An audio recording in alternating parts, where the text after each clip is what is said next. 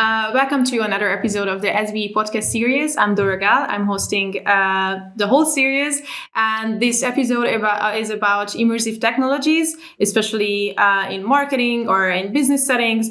And therefore, our guest today is Jonas Heller. Thank you for coming. Very happy to feature you on one of our episodes, and hope you're doing well. Yeah, I do. Thank you for having me. Pleasure to be here. Yeah, So today it's going to be like an overall topic. We're just going to zoom in a little bit into marketing and into how it is actually working at DEXLab. But first, I would like you to give us a little bit of background, how you got here to Maastricht and into DEXLab and being an assistant professor here in Maastricht. Yeah. So my name is Jonas Heller, as I said, assistant professor in the marketing and supply chain management department.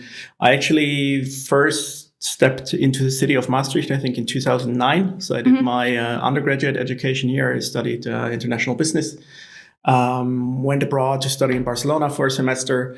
At the time, decided I had enough of the university. So I went to start an internship and then a job at a big online fashion retailer, Zalando, in Berlin at the time. I worked in logistics and then procurement for them. Then after about 1.5 years with Zalando, I decided I should do a master at some point. And Maastricht came back again. I was like, well, I can go to Maastricht. I know the master programs are 1 year, whereas in Germany, they were always 2 years. Yeah. I knew the university. I really liked the PBL back then as a student already. Went back to Maastricht, did my master here. And during my master, got into teaching. So I was a tutor, taught undergraduate courses. And through tutoring and learning more about education, I also learned about the fact that, hey, there is actually also a career in academia, right? So you could think about doing a PhD, which I had never considered before. But through the tutoring, I got into touch with more professors and decided to do a PhD. I applied for a scholarship at the University of New South Wales in Australia, in Sydney to be specific. Got the scholarship, did my PhD there in digital marketing with a focus on consumer behavior and how emerging technologies such as augmented reality at that time influence consumer decision making. And after that PhD, I came back to Maastricht and did a postdoc first for 1 year at the Breitling Institute for Smart Society in Haarlem, which is part of Maastricht University. And then after a year, I started as an assistant professor here. And I have been around since 3.5 years now. Yeah. Wow. Yeah, it's funny how you skipped after the bachelor's. Okay, I've had enough, and then actually pursued a career in academia. So now you're also part of DEXLab. So can you tell us a bit about DEXLab? It has been featured before in a podcast, but just introduce a bit for this episode. Yeah, definitely. I think it's a good time to talk about the DEXLab as well, because it's turning 2 next month, 2 years. So we started the DEXLab about 2 years ago. And the DEXLab was and is an initiative originally from the marketing and supply chain management department. So in total, we were 4 colleagues founding the DEXLab. So there was Professor Dominic Marr, Professor of Digital Innovation, who was on the podcast as well. Dr. Tim Hilken, who is an assistant professor. He was here as well, I believe. And then Roberta Di Palma, she's currently a PhD candidate focusing on virtual reality in education. So the 4 of us had this need for a space or a lab, a physical space where we could do research with emerging technologies such as augmented reality technologies, virtual reality, and usually we cluster them as immersive technologies. So we already had a lab at the business school called the B-Lab, which is at the Tongse Weg building. And it's a great lab. The issue is it had these 1 by 1 meter cubicles where you couldn't fit participants in that should run around with virtual reality headsets or augmented reality headsets. So we were looking for a different space.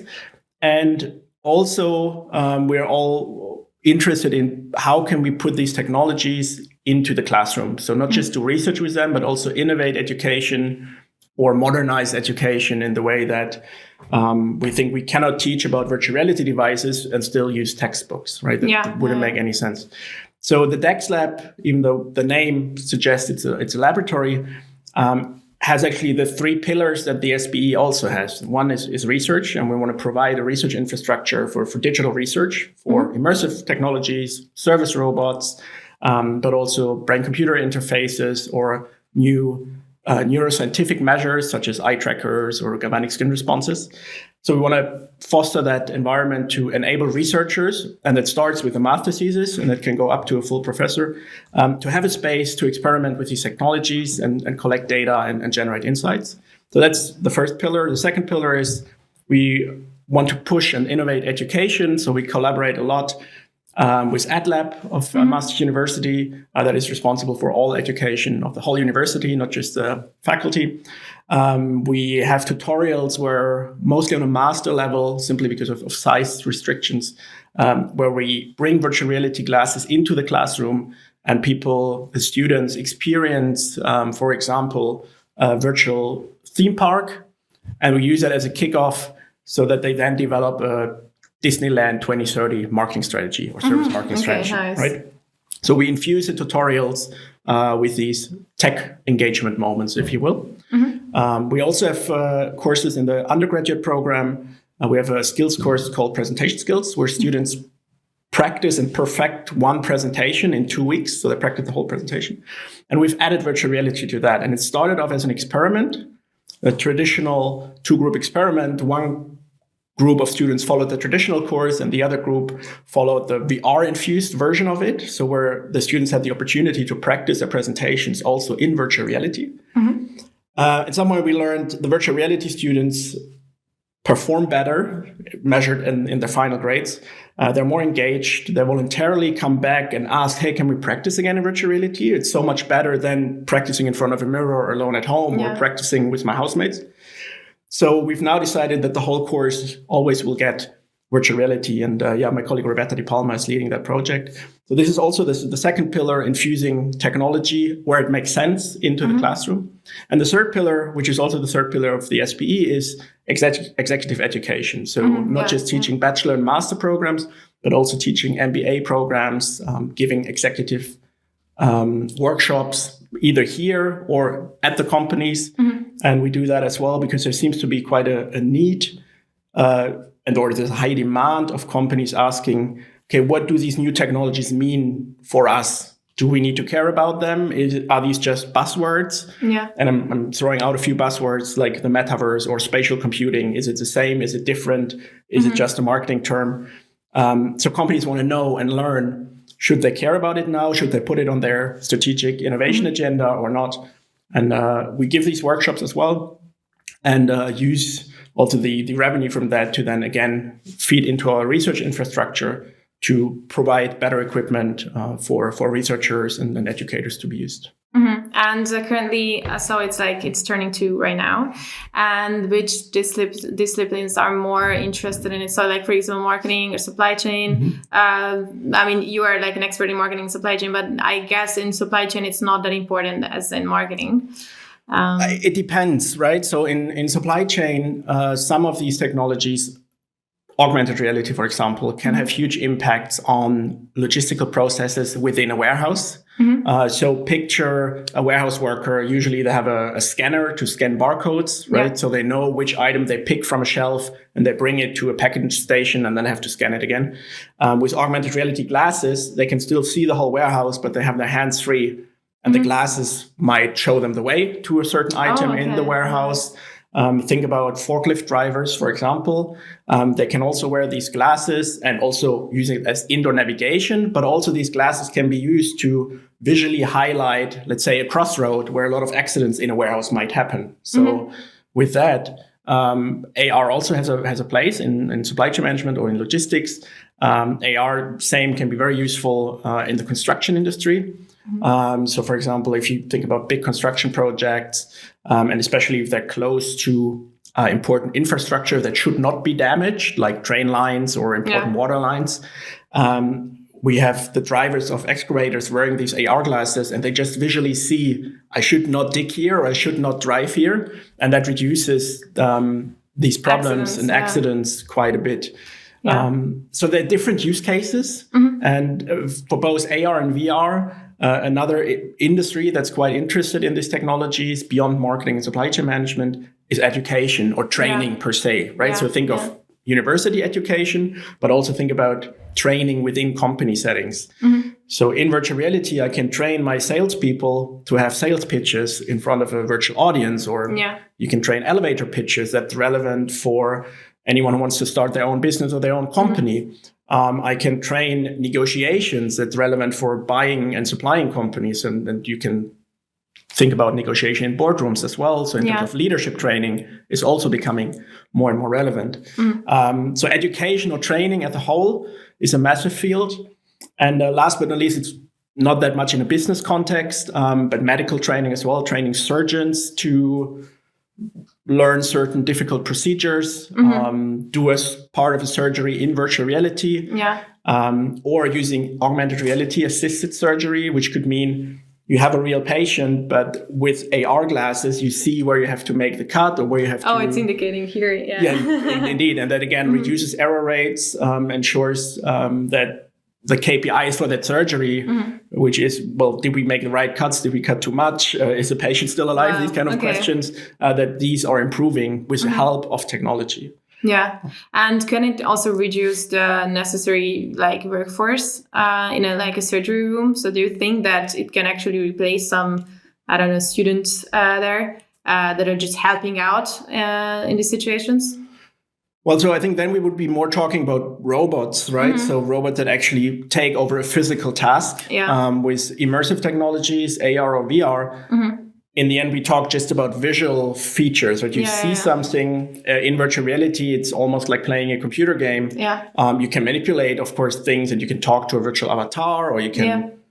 we have a game that we often use for team building activities. Is you're together with 4 people in virtual reality, and you lead a sandwich shop, and you have to create sandwiches, and the customers come in, and you see what the customers want, and you have to work together, right? But of course, you're not producing real sandwiches. It's all in the game, right? So I don't think any physical task will be soon replaced with it. Yeah, of course. I think what both AR and VR can certainly do is improve efficiencies in training and education, also show people places that they otherwise wouldn't be able to see. Think about hazardous training. Think about nuclear plants, chemical plants, offshore windmills, or oil rigs, right? If you need to train a mechanic or an engineer to do a certain repair procedure in any of these places, it's difficult to train. It's difficult to put an engineer in a nuclear plant, right? But in VR, you could at least train that scenario if you generate a digital twin of that nuclear facility, and then you can have your engineers train in VR.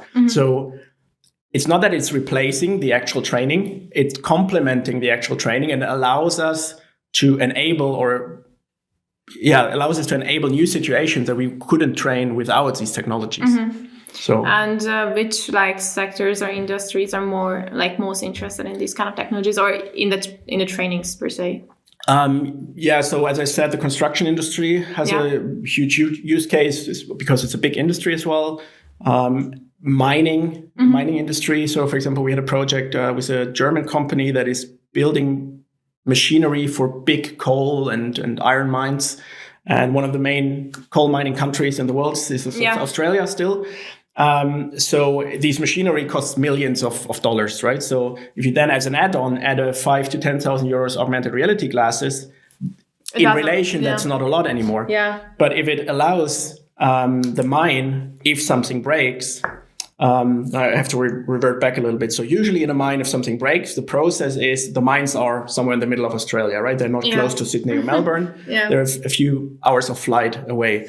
Usually if something breaks, an engineer from Sydney or Melbourne or any big capital flies in, checks what's broken, flies back, gets a spare part, flies back in. So you have 3 flights, you have maybe 2 days that went, and you have a spare part, and the machine is not working for 2 days. Right. So now if with remote assisted augmented reality devices, if you place one of these devices in the mines, if something breaks, maybe a mechanic can just pick up the glasses, has a remote video call with his engineer that is still sitting somewhere in Sydney. The engineer can, on his computer screen, visually say, hey, look at this valve, or turn this knob, or open this door. The mechanic has remote assistance right in AR on his face, and he sees in front of him what he should do. And this has the potential that either the problem gets fixed in the first place, the engineer doesn't have to fly out at all, or at least that the engineer knows what the problem is and what parts need to be shipped in. which would still reduce the number of flights and the delays as well. So there we see big use cases of augmented reality as well. Wayfinding apps, of course. Of course. We see that a lot. Tourism, again, both for training, but also for customer experience.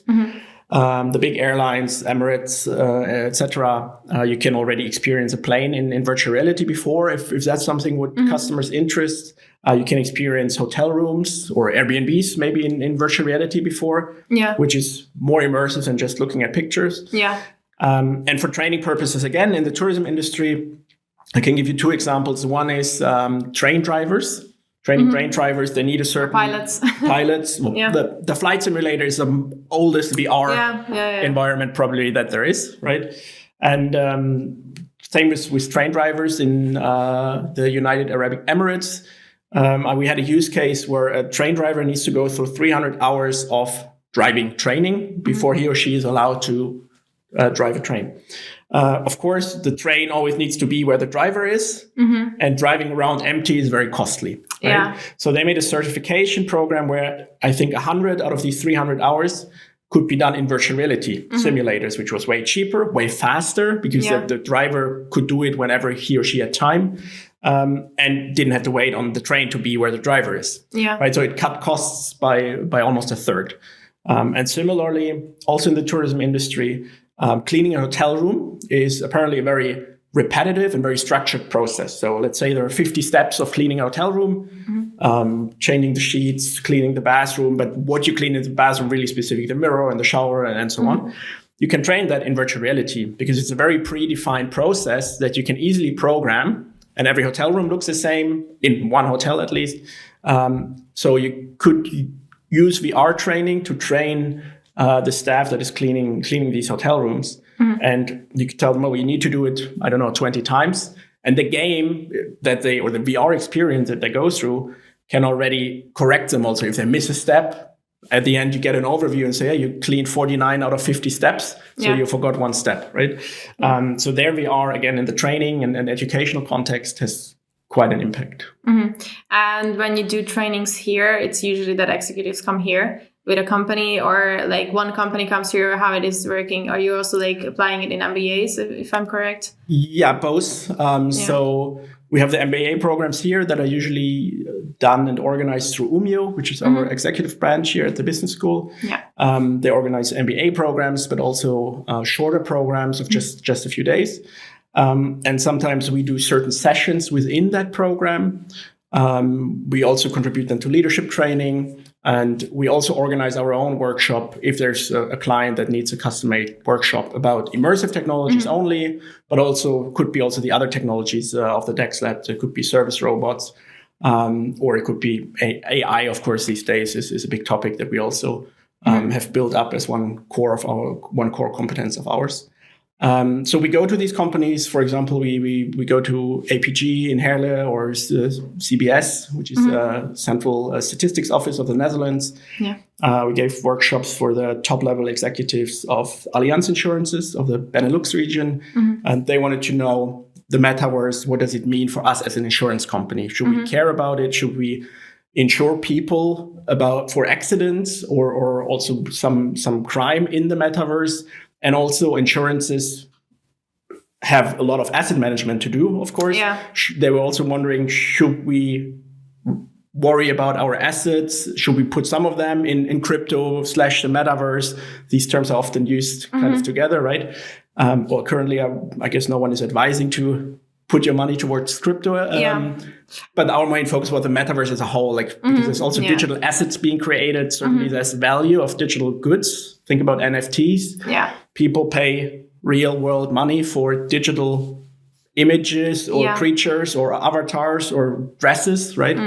And of course, these are also certain assets. And the question is for insurances or pension funds, should their asset management change towards that as well? And are they more like just looking at it like, okay, we have a new technology, a bit like it's like when first iPads were introduced or something, or are they more afraid of it as it, like with AI? So is it do they like look at it as like a risk or more something that they would just want to incorporate into their like operations or into their like maybe product offering?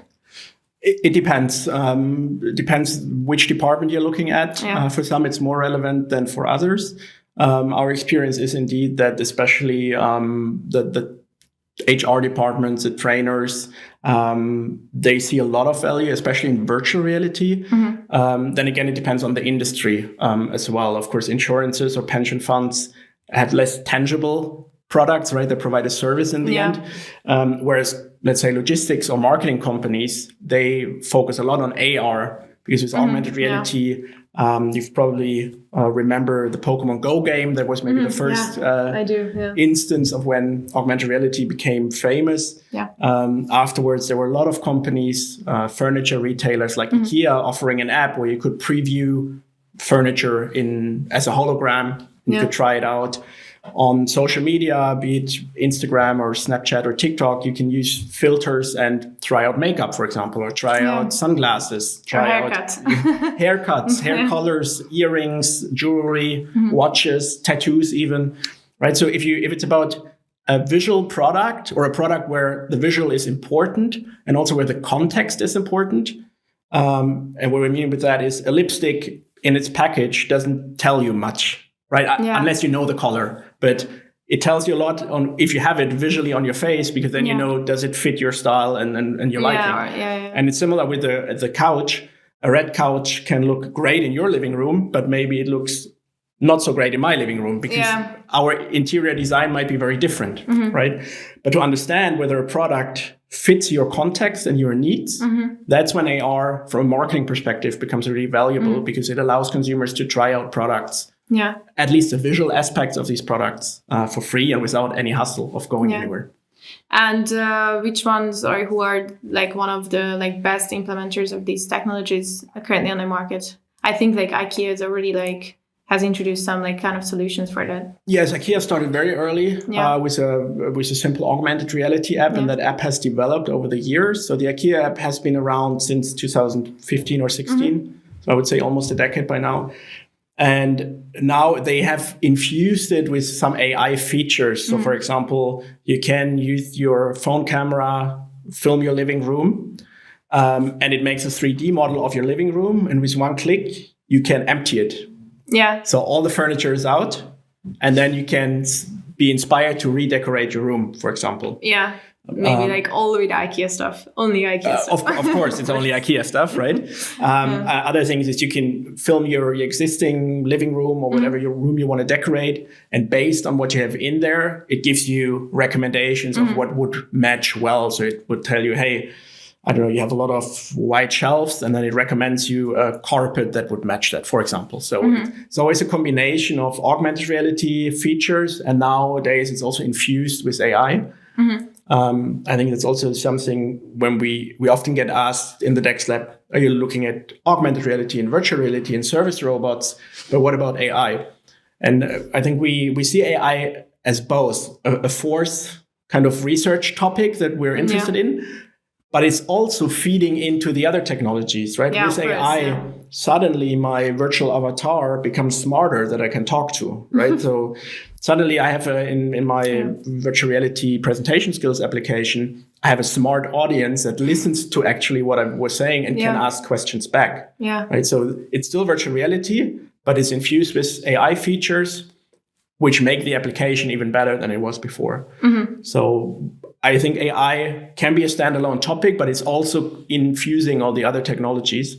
That's why I think it's important that we at the DEXLab or everyone at the business school is also taking note of AI and is also embracing it and not just seeing the dark sides. But of course, doing a bit of both, because there are dark sides, right? It's very difficult for us these days to understand what part of assignments are self-written and which are not. It's not easy, but also it's also I think at some point, according to my views, students also should use AI, but not to write the text, but more as a brainstorming partner. So I think sometimes it's actually because in the job at the end, you're also going to use it maybe. So it's better to already study with it so that on the job you can actually use it. And sometimes I don't know why. I just forget that we have ChatGPT. I just forget, and I just like skip that part when I could make my life a bit easier, or just like summarize what Google could give me for like 3 hours of research. Like instead, I could have just asked the ChatGPT. So I think like in so many ways, it's like for the first part, it's good. But yeah, we shouldn't miss that. At some point, we have to give more like specific knowledge into it. And yeah, you're not going to learn anything if always ChatGPT is doing the work for you. So are you currently at DEXLab, are you currently doing research with AI as well? Or are you just planning to do it? We are currently already doing several projects. So there are different approaches. There's research about AI. So for example, do customers, if they know that a product or let's say a painting, if that's human-made or AI-made, are there different value perceptions about that painting? So there's research about the perceptions of AI. Then we have research that goes into the direction of procurement management and especially buyer and supplier negotiations.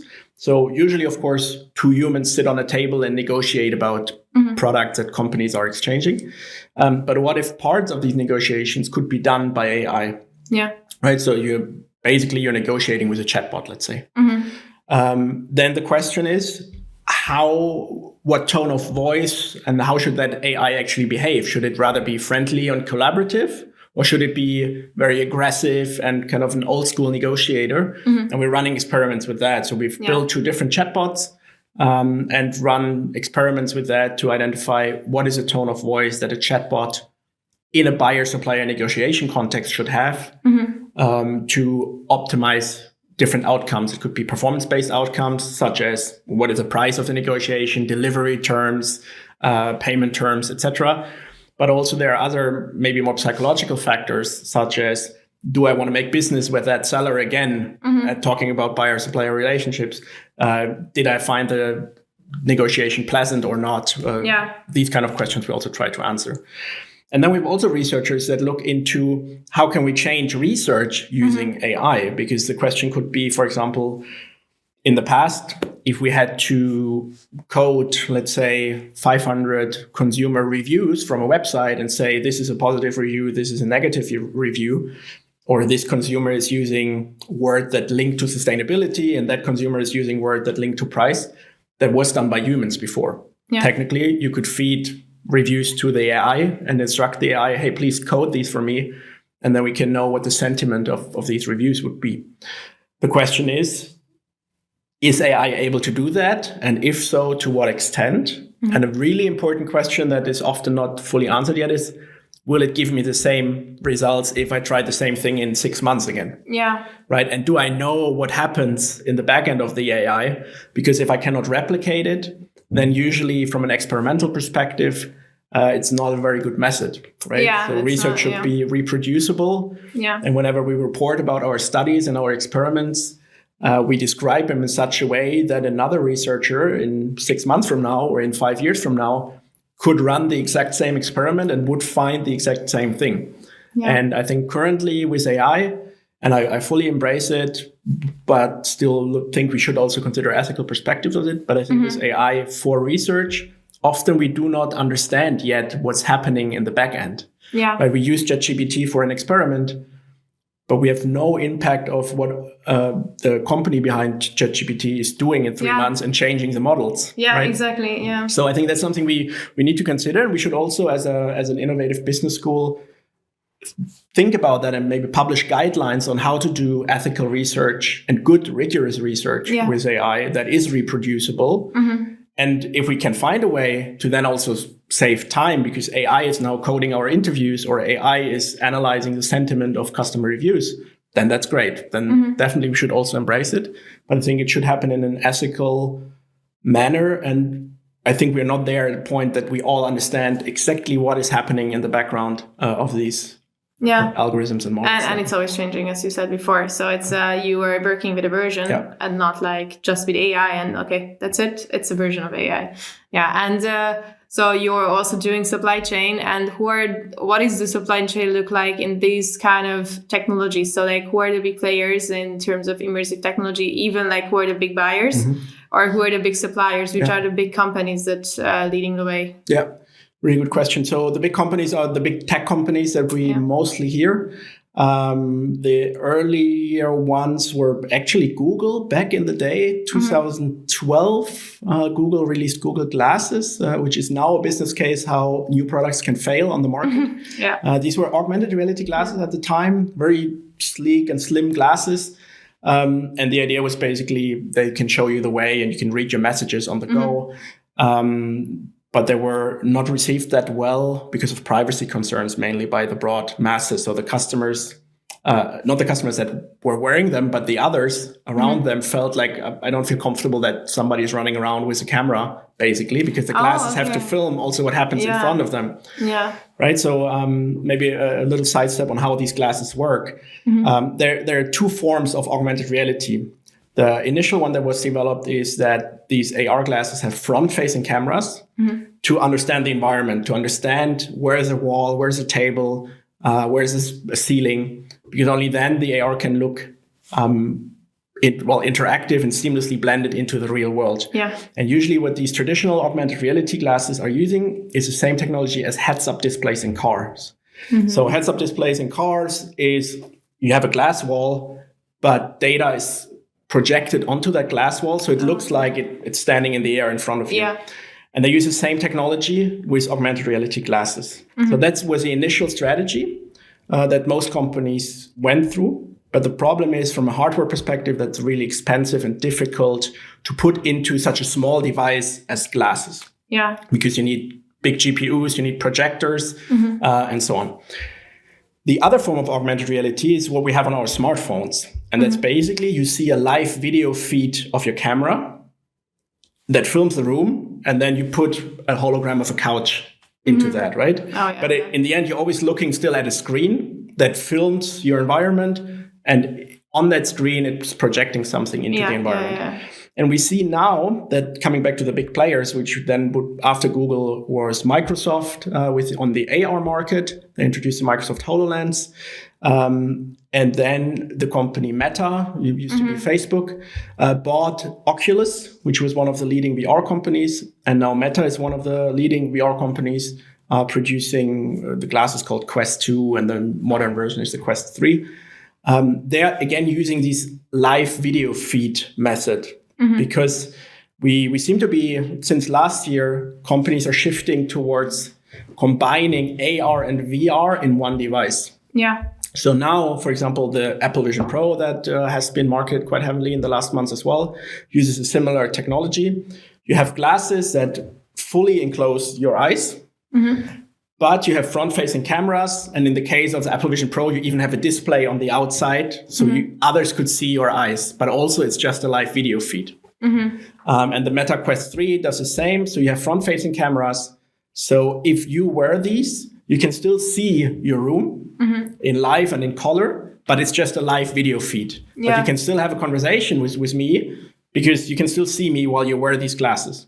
But with a click of a button, you can switch to virtual reality mode, and then you're fully gone in a digital world and you don't see the reality around you anymore. So there seems to be that shift that companies are embracing, this live video see-through technology, which enables you in one device to have virtual reality experiences, but also augmented reality experiences. And the biggest players at the moment are certainly Meta and Apple.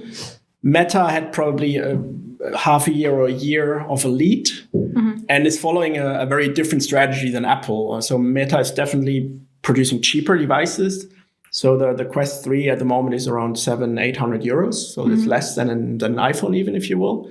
Where the Apple Vision Pro starts at around 4,000 euros, and with more add-ons, it's even pricier. Meaning that's a lot more than the Meta devices.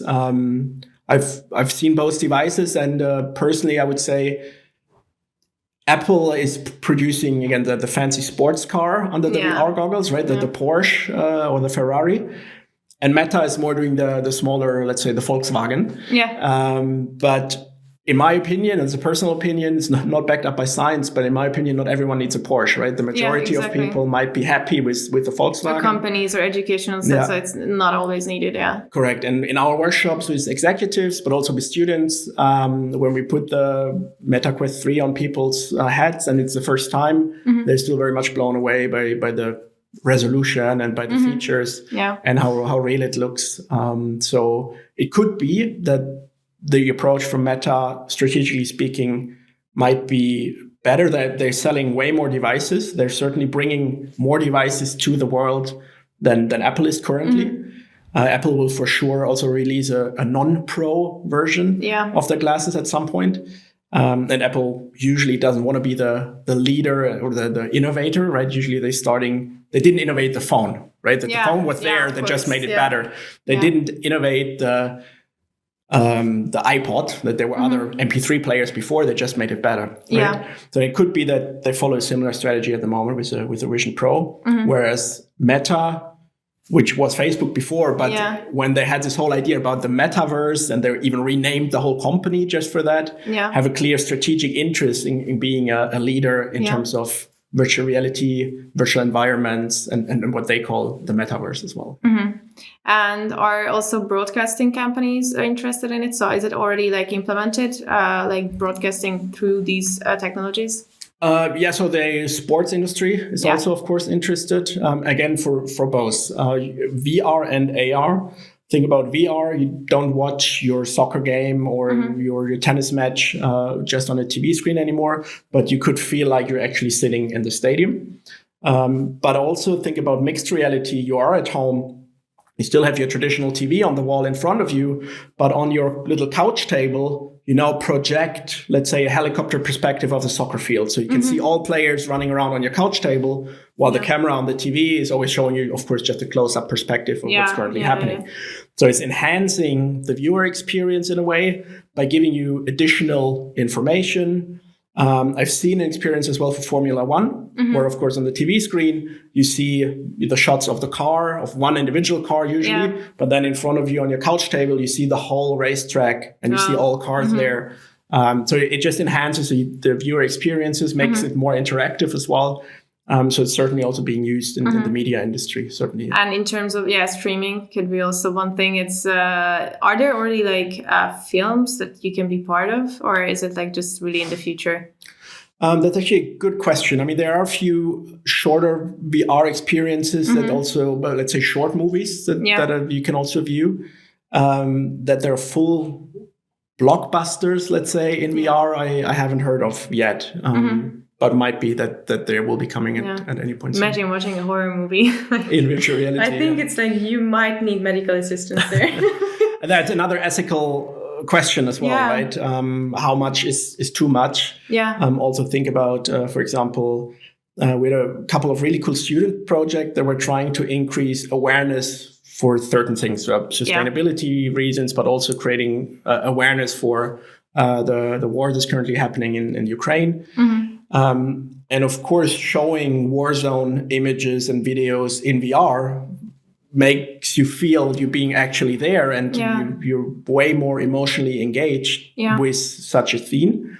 Or if you're standing in a burnt down forest, you realize maybe that climate change is real. But the question is also, when does it become too much, right? If I show somebody a war scene, and it's too much and it's affecting that person too much, then of course we also need to take a step back here and maybe also create some rules and guidelines on what is ethically actually allowed. And we're working together with the ethics committee from the inner city libraries as well to establish rules and guidelines for researchers that want to use these technologies for experimental studies, to make sure that we stay within ethical guidelines and we're not harming any participants by putting these devices on them. But there is no in research you kind of need regulation, but are there any regulations currently on the market, for the market players?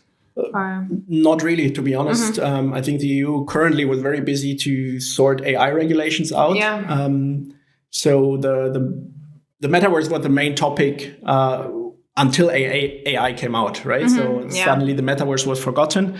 Now Apple, with the release of the Vision Pro, kind of spiked an interest in that topic again.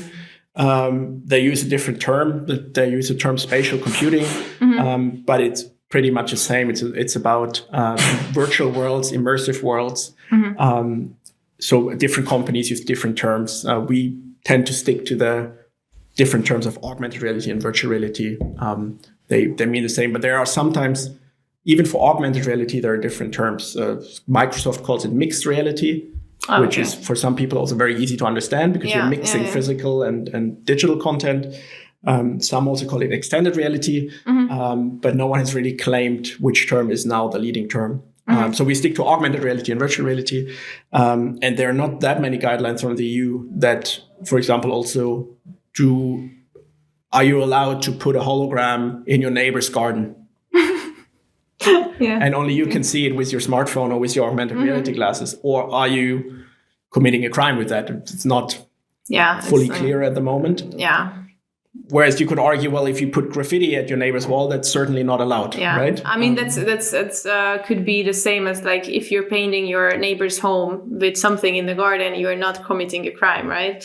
So, like in that sense, it could be also like allowed in virtual reality or like augmented reality to have something added to the neighbor's house.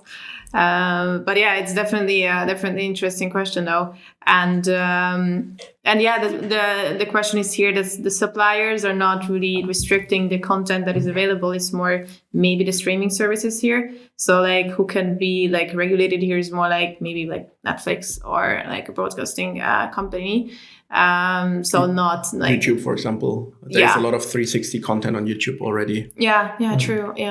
Exactly. Then the influencers can make even more money. Like get ready with me videos, or like I'm going to take you to Bali because we're flying there. But it could also open so many doors for people who will never have the chance to go there. So you all mentioned that there is like that you can actually make harm or do harm to people via showing pictures or videos or like augmented realities that is like traumatizing. But then you can also enhance mental health, right? So it can also be used for medical purposes, or yes, correct. So there are various use cases as well. So they are apps that help you meditating, for example, by putting you in a very calm, visually calm space. That is something that has been tested and experimented with about. There is exposure therapy in psychology that is using virtual reality. So exposure therapy is an old form of therapy where you expose the patient to its fear. So if you have a fear of spiders, then in traditional ways, the therapist would expose you to actual spiders, but you can do that in virtual reality. The advantage is you do not need actual spiders. And if it's too much for the patient can just put the VR goggles aside and have a moment to rest, right? And it has been shown that exposure to digital objects that resemble the animals in this case that you're afraid of has the same effects, even though the patients know that these spiders are not necessarily real and they can't feel them, they can't touch them, they can only see them. Still, it helps them to reduce their levels of fear for spiders or similar things. We've also have seen several studies in rehab and patient recovery in the hospital. For example, if after surgery a patient has to lay in a bed for a prolonged period of time, days or weeks, the patients, if you put certain VR scenarios on them just for an hour a day, just be on a virtual beach or be in a nice mountain lodge or be wherever the patient wants to be in Bali, this just helps them to reduce the strain of the feeling of being in the hospital for so long and just lying around in a bed. And it has positive impacts on their recovery mentally as well. Actually, there are also some physical effect that some of the patients recover actually faster just by being exposed to something else than the mostly very dull hospital room. And then you could also make doctor's appointments, I guess. So like actually at that point, doctors could actually do also home office, maybe. Correct. I mean, telehealth is a very fastly growing field. So getting doctors consultancy through the internet. And at the moment, it is through chat or through Zoom or video calls. But of course, virtual reality would probably take that again on the next level. The only issue is, of course, not a lot of consumers have virtual reality devices at this stage, right? The costs are dropping. As I mentioned, one of the better models from the company Meta is at around 700-800 euros. So that's cheaper than the premium smartphone, at least. And everyone has a smartphone. So in a couple of years, certainly there will be more devices around. Similar here at the university.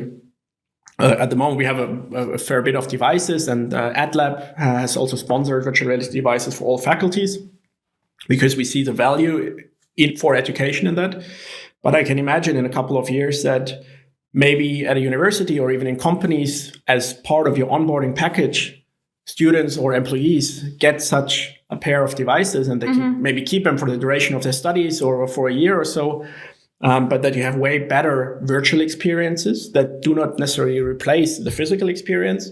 We had a chat about PBL before, and I think the physical PBL being here in Maastricht is still the most valuable experience that you can have. But sometimes if a student cannot make it to campus, it is better for that student to join in virtual reality than not to join at all.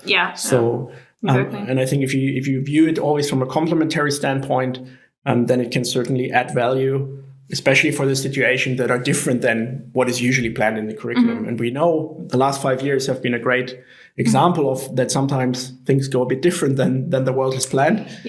And therefore, I think it's crucial for innovative business schools also to stay flexible and adapt to the situation, and not wait until all the big schools have adopted virtual reality and then start with it here. But I think Maastricht University also wants to be at the forefront of innovation. And the DEXLab is part of that stream. And we're very happy to have shown that these technologies can also do good for the students and for the teaching staff as well. We talked about like certain like sectors that can really leverage these technologies and really like these technologies fit into their objectives. But are there any sectors that could be harmed in terms of profits? Do you think that there are some sectors that could be a bit afraid of these? Do you mean certain jobs that could be certain jobs, or really just like certain like product offerings that is not going to be that interesting anymore after VR or AR or whatever we want to call them? That's a good question. So I think with virtual reality, as we mentioned before, education and training is one of the bigger fields. The fitness industry actually as well. Of course, if I can wear my virtual reality glasses and I can get my fitness trainer at home, or I virtually participate in a fitness class, again, I don't think necessarily it will replace these jobs. It would change how, let's say, personal coaches or fitness influencers, they would add an additional channel, right? Now, as a fitness influencer, you do not just produce your, yoga YouTube video, but you also produce a 360 video for the customers that want to join in virtual reality. And maybe that's an additional revenue stream where you can charge a premium because you offer this virtual reality offering, right? Same for personal trainers. Maybe the personal trainers do now not have to drive to your home anymore and do your 1 hour fitness session with you, but they join in virtual reality. And therefore the personal trainers might be able to reduce their costs a little bit because they don't have to drive and they can do more clients a day. So I think it will be changing business models. It will digitize business models as many business models these days will be. I do not think it will replace a lot of physical tasks. I mean, for example, it could be harmful for gyms because then you don't have to show up there. I mean, if you have the appliance there and you have the personal trainer, you just don't have to go there with your personal trainer. Like maybe you just can stay home actually, and the personal trainer also stays at home. But also maybe for traveling industry, so you are not so desperate to travel somewhere. You can just take a look at it with your device. But it is definitely better for the environment, I guess. But it could be also like harmful for local workers. I also think like we're selling souvenirs or cooking authentic food. But I was also planning to ask you if you've ever had like any funny or uncommon situations with trying these devices in trainings or in research that is like, it was like not like an aha moment, but more like surprising or maybe just funny. So we recently ran a couple of studies where we wanted in virtual reality, where we wanted to identify where they're doing daily tasks. They could be tasks of a student or an office worker, where the participants would do the task differently if they perform it in virtual reality versus a traditional on a laptop or a paper pen-based task. And for example, so we let participants fill out certain word puzzles on a paper, and the other condition filled out these word puzzles in virtual reality in a virtual office.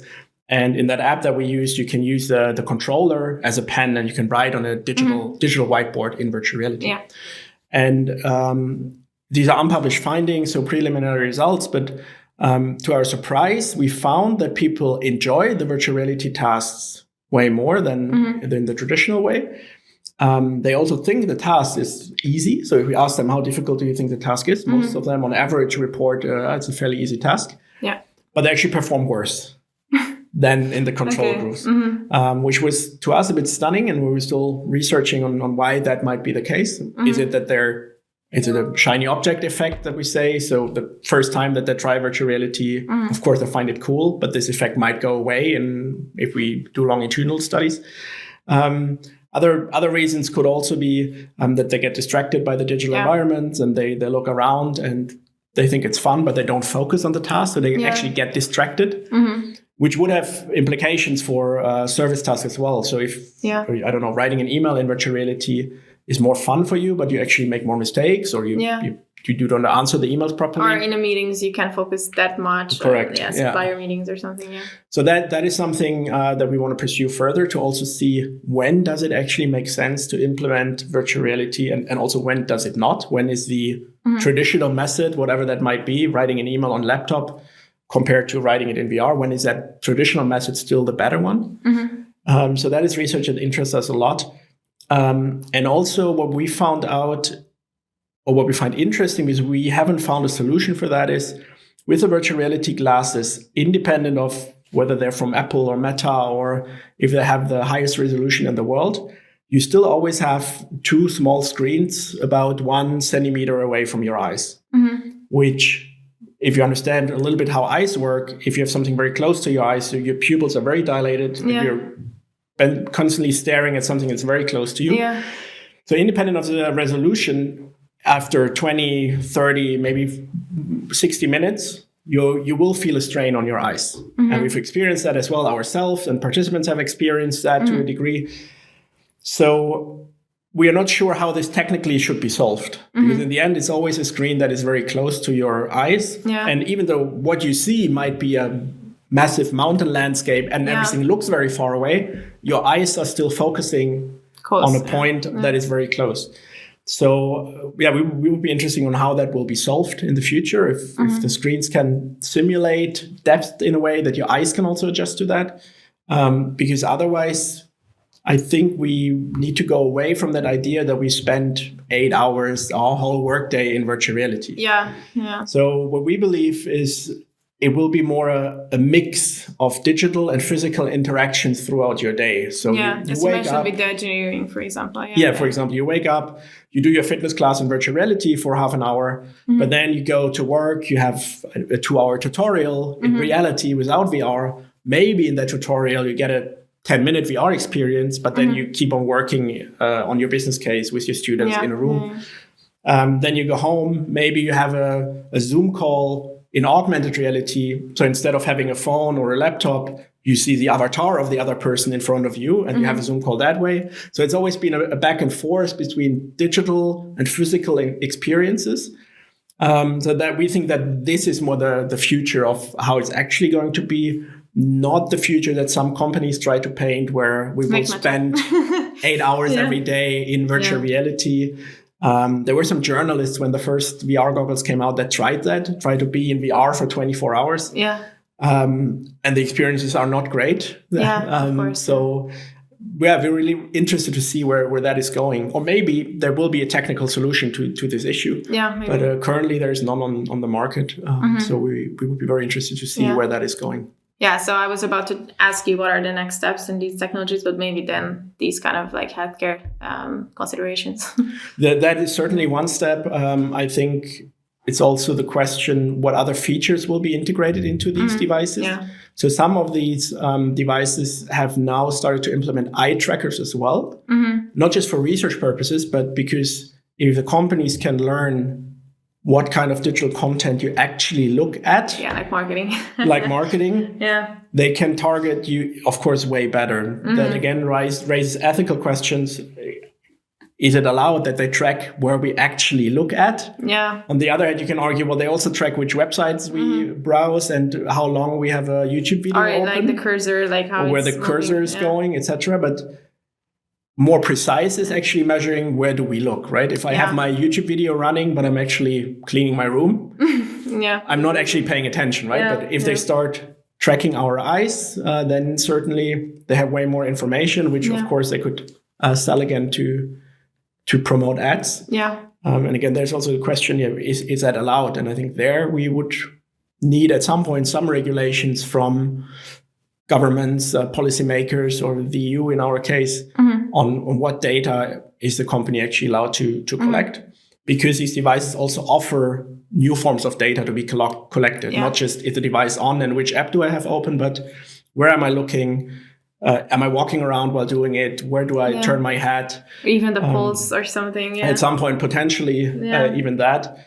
And that is something that should be regulated. And for that, it's also important that we do more research on these devices to also inform policymakers, because the research has to come from public institutions like the universities, and it shouldn't come from the companies that are selling these devices, even though these companies also have heavily funded research programs.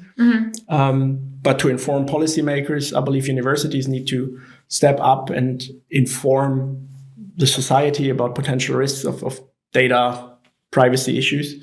And I think that is something that also is important to be considered at the DEXLab at the moment. Oh, okay. Yeah. Well, thank you very much. It was a really nice ending note to this whole topic. And that comes us to the end of this episode. And thank you very much for coming and having a talk with us. Thank you for having me.